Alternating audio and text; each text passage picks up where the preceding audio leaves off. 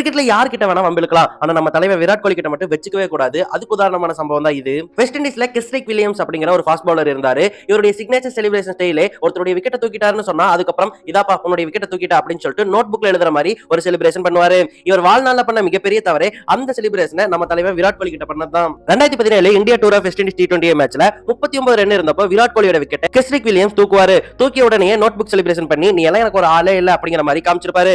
அது கோலியை ரொம்பவே கடுப்பேத்துச்சு. அது மட்டும் இல்லாம அந்த மேட்ச்ல 191 டார்கெட்டை ஈஸியா வெஸ்ட் இண்டீஸ் எட்டி பிடிச்சிருப்பாங்க.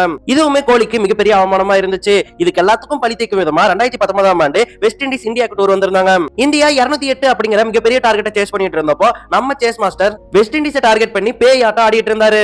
அந்த ஆட்டத்துக்கு பெட்ரோல் ஊத்தும் விதமா கெஸ்ரிக் வில்லியம்ஸ் கோலி ரன் ஓடிட்டு இருக்கும்போது வழி மறைச்சு நின்னு இருப்பாரு. அது கோலியை இன்னுமே காண்டாயத்தை விட்டுச்சு. அதனாலேயே கெஸ்ரிக் வில்லியம்ஸ் போட்ட அடுத்த ஓவர்லயே 4 ஃபிளிக் ஷாட்ல ஒரு 6 அடிச்சு என்கிட்டே செலிப்ரேஷன் பண்ணி காமிக்கிறேன்னு சொல்லிட்டு நோட் புக் செலிப்ரேஷன் நம்ம தலைவன் பண்ணி காமிச்சிருப்பான். அப்ப கெஸ்ரிக்கு தப்பான இடத்துல மாட்டிக்கிட்டோமோ அப்படின்னு சொல்லி பாவமா மூஞ்சி வச்சிருந்திருப்பாரு. அதோட அன்னைக்கு இருந்த வெறியில 6 அடிச்சு அந்த மேட்சை ஈஸியா முடிச்சு கொடுத்திருப்பாரு விராட் கோலி. இந்த மாதிரி ஒரு தரமான செய்கையை, இந்த மாதிரி ரிவெஞ்ச் மூமெண்ட்டை கிரிக்கெட் உலகம் எப்பவுமே பார்த்திருக்காது.